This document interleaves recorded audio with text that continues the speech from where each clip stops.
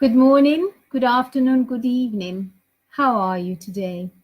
My topic today is words, words that empower and words that disempower, and words that cause you to feel uncomfortable.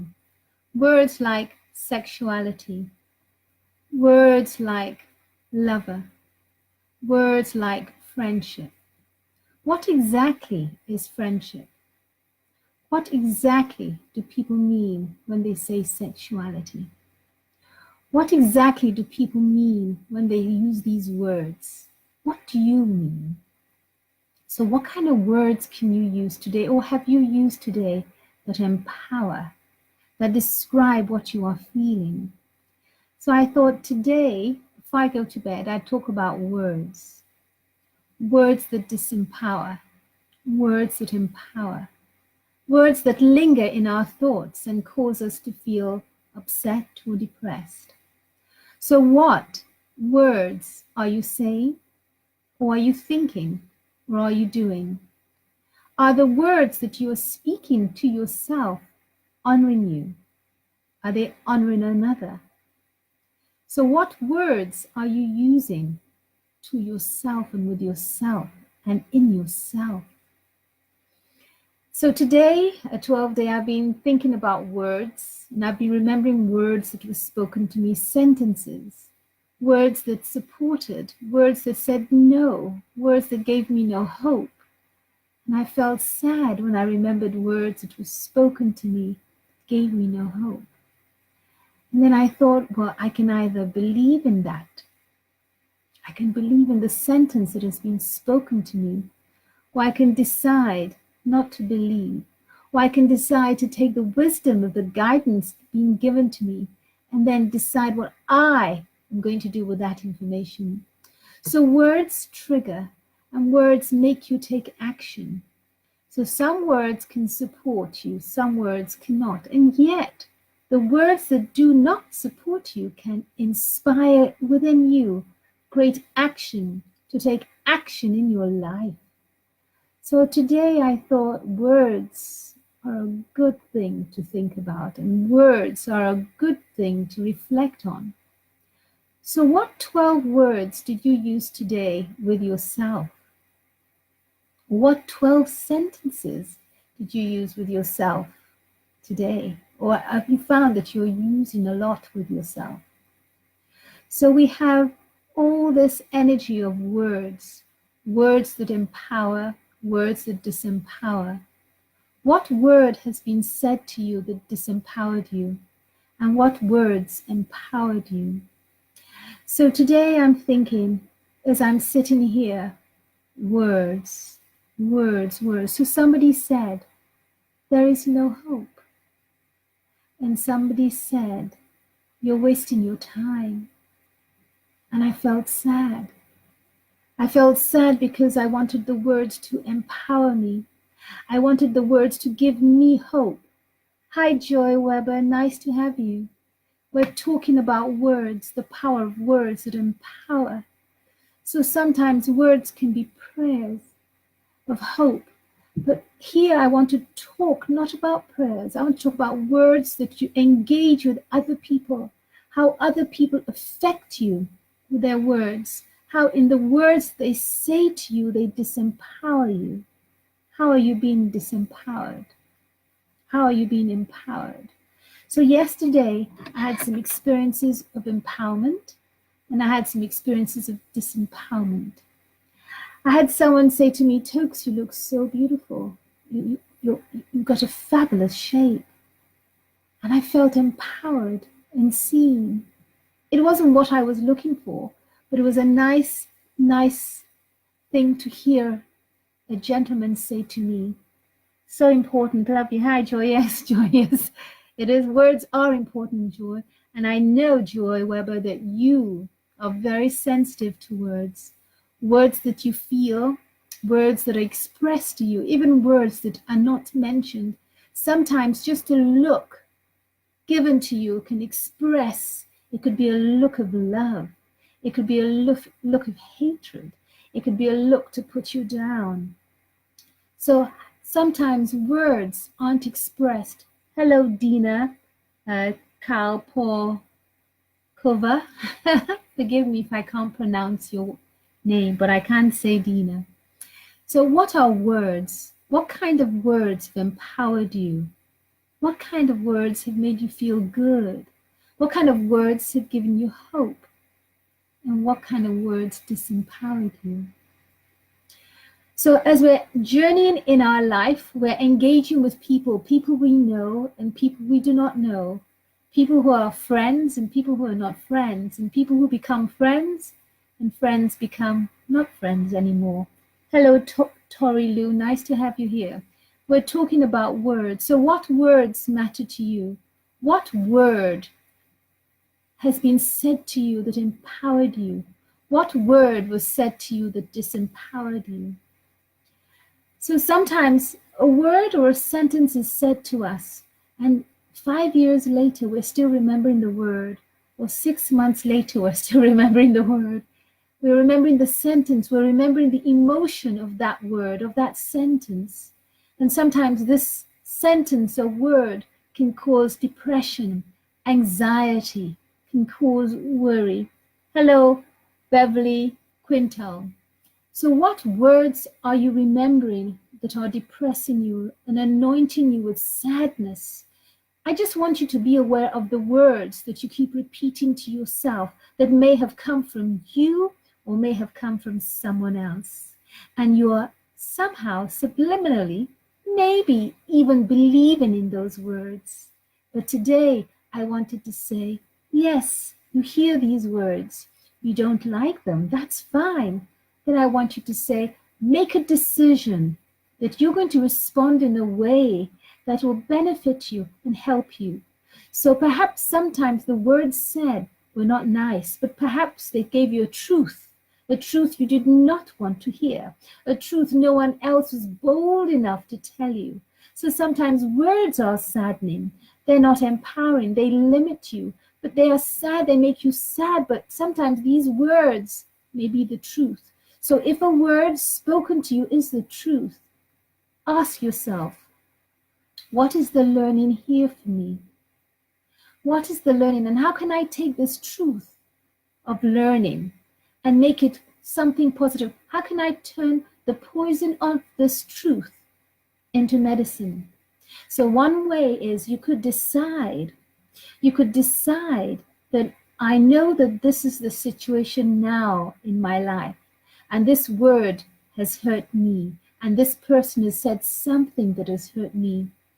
Am I going to carry it as a badge? Or am I going to step forward and do something different? What are you going to do different?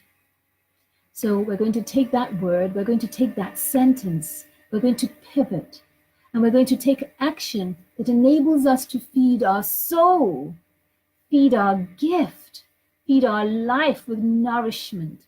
How can you use a word and nourish your soul and your body? So today you could think of the word hope. But then I thought of the word sexuality. And the word sexuality is very important. Has it ever occurred to you that your sexuality is a sacred gift from the divine, just as the ocean is a sacred gift? Has it ever occurred to you that your sexuality is holy, a gift from the divine? Surely words can be powerful and words can have meaning. But sometimes the words, the meaning we put to these words can be our thought process of either gifting ourselves with something positive or gifting ourselves with something negative. So when somebody says to me, "You look lovely today," I can take that a nice way, or I can think, why are they saying that? Are they trying to say I don't look lovely? You see how the mind can trick us into somebody saying something nice and we read it as something not so nice. So sometimes words can trick us. Words can trigger things in us. So perhaps we need to visit the words we are listening to, the words we are hearing, and the words we're repeating in our mind. So today, tonight, this afternoon, try and Activate words that empower you, that don't depress you, that don't make you feel suicidal, that don't make you feel sad. Look for words or emotions or memories. I'm not saying that these words did not activate these feelings in you. I'm not saying that. I'm saying acknowledge the feeling. Stay a while with the feeling. And then after, get up, stop that feeling, pivot. Take something that will nourish your soul. So think of something better. Think of the sky, or go for a walk, or sit by a lake. Just do something, change your mindset, or read a lovely book, or go to a movie and watch a comedy. You see, words are powerful. Words can damage if you let them. So the choice is always yours. So what words are you choosing to think today? And how are you playing over the words that you've heard yesterday, the day before, a few months, a few days ago? How are your words empowering you? And how are you enabling and monitoring the words that you're playing with in your brain, in your mind? The labyrinth of the mind is quite deep. The labyrinth of the mind is quite deep and powerful. And the words, so you can look at me and have the words, you can judge me with your words, but that's fine.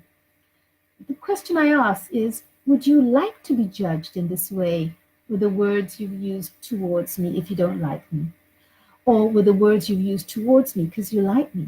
You see, there is cause and effect. The words you use will also be visited sometime to you. So what I'm saying is, let's monitor the words we use. Let's empower each other when we speak to each other. Let's work on saying something, saying no in a nice way, saying yes in a nice way. And I know it's not always easy to do this. However, I think the most important thing is the words within us that play in our brain, in our mind, when no one else is there, when you're alone.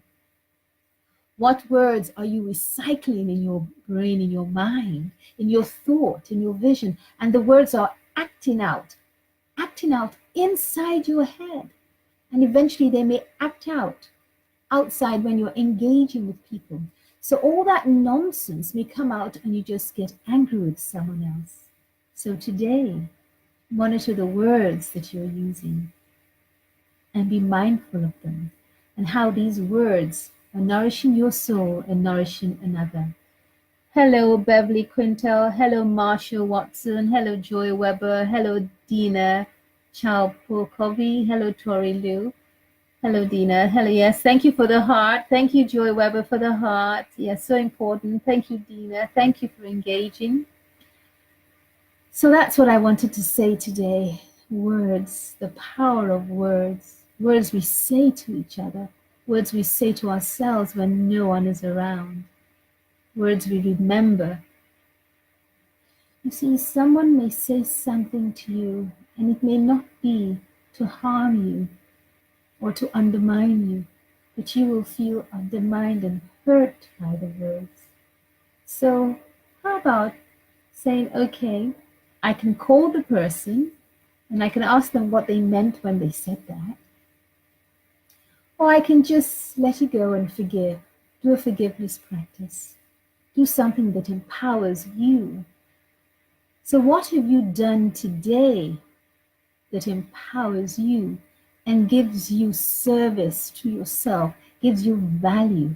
What have you done today that honored your sacredness, your holiness? So for me today, when I got up, I went to the gym. I wanted to have a phone call. The phone call came and then I went to the gym. The gym was quite intensive. It was power pump. So I couldn't carry all the weights. It was difficult. And the teacher, I think his name was Alex, came and helped me and brought me a mat. And he was so nice. I was a bit taken aback, but he could see that I was in a class that was intensive. I was so determined to do that. And he said, let me help you. Here, and he brought me a mat. And as it went on in the middle of the class, all of a sudden, he just came to support me and help me. And I smiled and said, thank you. And then he offered to shake my hand. I said, oh no, I don't shake hands. I'll give you a hug. And I hugged him, and it was like, this lovely young man. I just hugged him, and he was like, oh, taken aback. I said, but I'm sweaty, he said. I said, yes, but I just want to thank you for this wonderful class and coming to assist me. And I gave him a hug. I said, because you see, a hug and my action was the truth. The words and the way he responded, he came to help me. So his actions were his word. And after the class, I wanted to say thank you. And he shook my hand. And I thought, no, if he was my son, I would want to hug him and say, thank you. I'm so proud of you for being so nice to that woman. So I hugged him, and the joy, the surprise that I hugged him, said, I'm sweaty and all that. I said, I am not hugging your sweat. I'm hugging your essence. And the look he gave me was priceless. So the words, the exchange, I may never see him again. He's a support teacher. He was standing in for the main teacher. So that word, the expression we exchanged, that helped me to continue my day with hope. And I was supported. He saw that I needed help because I'm constantly helping people. I'm not used to being helped. So it was just so nice to receive that help. And I was overwhelmed with gratitude to say thank you. And these little things that we do, these words we speak to each other, our words are also in our actions. Our words are also in our not actions. Our words are in our eyes. So how are your eyes speaking? Are they speaking love? Are they speaking compassion? Are they speaking understanding? Or are they giving judgment and going like this and being arrogant? How are your words coming across? Are you looking down at everyone? So today, please monitor your words always with yourself first and with other people. Yeah. So today I went to the gym because I had made a decision that I found out one thing that I like doing that helps me to be happy, and that's exercising. When I don't exercise, the words in my mind aren't happy. I start remembering things I don't like, or I start worrying about someone, And I thought, exercising is very good for me because it changes my words in my mind. It empowers me. It feeds my soul. It nourishes my mind, body, spirit. I found that works for me. So the words in my mind are no longer sad or miserable. I'm not focusing on what someone said that was negative or I can't process, I don't like. Hello, Yanni Konstantopoulos. So it's Konstantinopoulos, I think I got that right. So words, what words are you feeding your soul and your mind? What words? And how can you pivot your mind, the words you're feeding, the words in here, in the mind, and you're stamping on yourself and your body. So if you're not feeling healthy, then do something healthy. If you're not feeling fit, then do something fit, but do it gently. Constantly saying, oh, I'm fat, I'm ugly, I'm growing old, nobody likes me, or that person didn't include me, I'm not included in them. Those aren't good words you're saying to yourself. No. So it's about finding words that you can say and speak to yourself.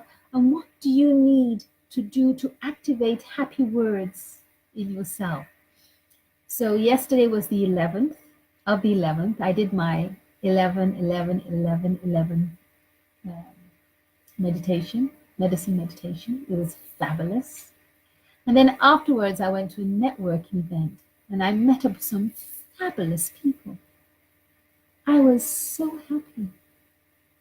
It was wonderful. And it was nice to meet some old friends and make some new ones. So it was a good thing. I forced myself to go out on an 11, 11, 11, 11 vibration day. And in the process, I had a wonderful time. It was a wonderful decision. My mind was happy. I could express myself to one or two people. I had lunch with friends. The words we used were empowering and supportive. And when somebody said something that was a bit sad, we listened and we heard it. We acknowledged it. And then we used a word. We said some sentences to make that person feel better. We empowered the person with the words. So when we left that event, it was a fabulous event. We processed and we got the tube home, or we got the bus, or whatever people did to get home. For me, I came home and I was very happy I'd done this. I was so happy I slept with a smile on my face, because the day had been a day of love, of giving, of sharing, of healing, even healing for myself. And I think that is important. Hello, Simon Hinton. So thank you all for watching. I was talking about words. I'm seeing all of you. Thank you all for watching. For those who are watching later, for those who are watching now, and for those sharing, who will share this video later and commenting. Does anybody want to ask anything? Thank you, Simon, darling, for the hearts. Really nice. Very nice. Thank you, Dina, for the heart. Very nice. Yes, yes. Hello, hello, lovely Tokes. Thank you, Simon. Nice to see you. Oh, hello, Lady Tokes. Oh, nice. What a gentleman you are, Simon Hinton. So we're talking about words, the words that stay in our minds, the words that empower us, or the words we use that make us feel sad or depressed because somebody said the word or said a sentence and we're repeating it in our brain. And that repetition can cause anxiety or depression. And we don't want to linger on with anxiety or depression. So we're looking at ways, simple ways we can help ourselves to feel better. We can help ourselves to feel stronger. We can empower ourselves. So what words are you saying to another that will empower them and make them feel wonderful? So if I look here, Joy Weber sent me a heart. She says, so important. She said, love you. So those are powerful words of encouragement. Thank you, Joy Weber. Dina sent a smiley and some hearts. So thank you. Thank you, Dina. Simon sent lots of hearts. He says, hello, lovely lady. Called me an angel. That is so nice. And hello, Lady Tokes. Then Kimberly White Scott has just joined. So you see, when we engage and we're giving words, so there are words that we speak. And these words we speak are important, but I want us to think of the words in our heads. Hello, Dina. Thank you for namaste and the lovely smile. Hello, Dina. What are the words we're saying to each other? And what are the words in our brain, in our mind, that we don't say? And we're struggling with that, something so difficult. We've got a problem. Joy Weber, I love you too. Thank you. And I love your rose. Thank you. Ages I received a rose. Mwah. What are the words we are saying to each other? So one of the things is I remembered something that made me feel sad. Somebody said I'd lost too much weight and I looked sickly. And I had done that intentionally to get my cholesterol down from 8 to 5 in under 6 months, which was I cut off dairy products and I didn't eat meat.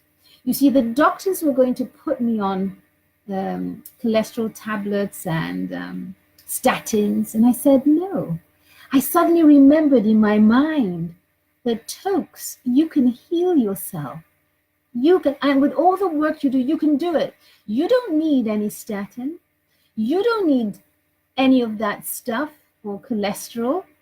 So when I went back in 6 months and the cholesterol had gone from 8 to 5, the doctors didn't know what to do. All I did was change my diet, of course, meditated a lot, and concentrated on creating in my mind the words that I wanted. And the words were health, health, health. I am well. My body is well. My organs are well. My cells are healing. My cells are rejuvenating themselves, and I'm getting better and better and better every day, every second, every hour. So even the words from the doctors, from people you know, can just limit you and get you fear and living in fear. So be mindful of how you're allowing people to influence you with their words or non-words, with their actions or non-actions. Okay, just be mindful. Because if I had listened to my doctor, I'd be on cholesterol tablets, on statins or whatever, and I'd be on this for life. If I'd listened, I would not be where I am. I've lost weight. Yes, I'm a size 8 now. I've lost the excess fat. What has happened is that my health is better. So I am, yes, younger. I'm size 8 or 10. I think I was 10 or 12 and I've gone down. But it has worked, and I stopped coloring my hair. So the gray is coming through, and I'm still debating. I may one day just do something drastic, but I'm not sure. Maybe color it red.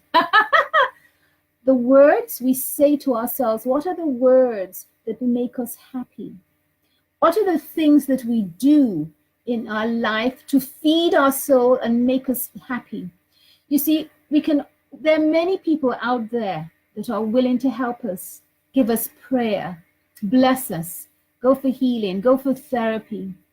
After you've done all of that and you're at home with yourself, the next thing is, how are you at home in your mind? Your mind, body, and spirit, and your soul. You are alone in the silence of your mind.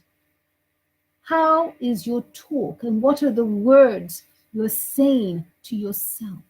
You see, you may have forgotten that before you've actually achieved a lot of things and triumphed in many things, but because you are feeling depressed or suicidal or sad or unable to think straight for yourself, you've forgotten all the greatness. You've forgotten that you've actually achieved so much. You've forgotten that you've learned lots of lessons, but the word in your mind is consuming you, consuming you, consuming you. That all you can think of is that negative word or sentence someone has said, and now you believe in it, believe in it, believe in it, and it's eating you up. It's like eating you up. So you either allow it to continue to eat you up, or you say, I think I've got to take control of my life and my mind and my thinking, as I did with my health. So yesterday, a lot of people said I looked lovely. Gosh, Tubbs, you look so trim. Tubbs, you look so firm. Gosh, you are firm. Gosh, you're so straight. You're this. And it was a contrast to what I'd been told a few moons ago, when I was told that I look gaunt and I look unhealthy and I look old. I am growing old. Every day we are growing old. And if I had held on to that thought process, that was her judgment of me because I'd lost weight. And that's fine. But sometimes we find that some people who are criticizing us for losing too much weight or whatever, don't ask what's the reason behind it. You know, or someone's putting on too much weight. They don't ask what's the reason behind it. So today, think of the word and be mindful of the words you say. I wanted to use myself as an experience, you know, and talk about my experience rather than use somebody else. Hello, Kimberly McWhite Scott. Thank you for the hearts. So today, be mindful of the words with yourself, the words you use with yourself, and the words you use to yourself. Be very mindful. And know that once you change your mindset, your mind, body, spirit, your soul, once you start to activate your auric field and say, you know what, this is being said to me, this is my mind, I'm going to activate my soul frequency, I'm going to start changing my auric field, I'm going to actually say, no, I can do this. I'm going to go to a higher source, a divine source, God, Buddha, Allah, Great Spirit, whatever that source is. I'm going to let that enter my mindset, and I'm going to change. I'm going to change that mindset, and I'm going to get better.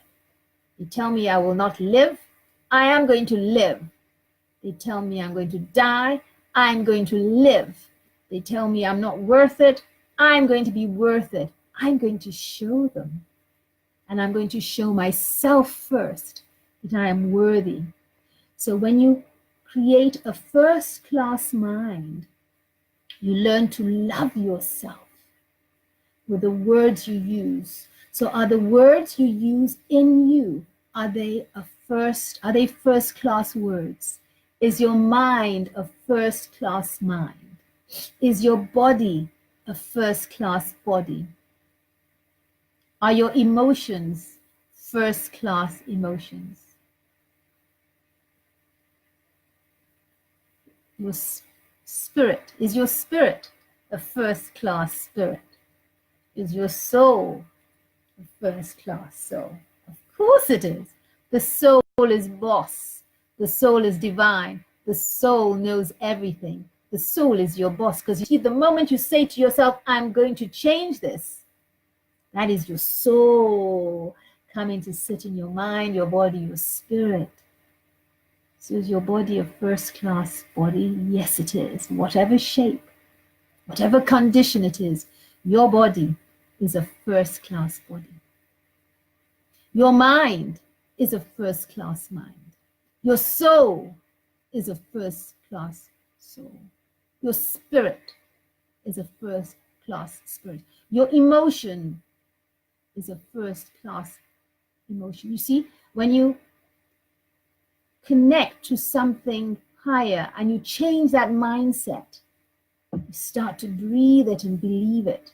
You breathe in first class into your cells, into your organs, and you start living a first class life. And what is that? That is a first class life is a world where you live, where your words are empowering you. Your words empower you to be better. Your words empower you in every way, and you work on your words inside you, and you start that paradigm shift. Good morning, good afternoon, good evening. To great words within you, to words amplifying your power, to words anointing your self-confidence, to words that empower you, lift your soul, your spirit, and your mind, to your words creating great friendships, great business, great healing, great, great, great you. Amen. Amen. Bye. Thank you for watching. Thank you for staying. Share, comment. See you soon. Bye. Love you, love you, love you. Thank you for watching.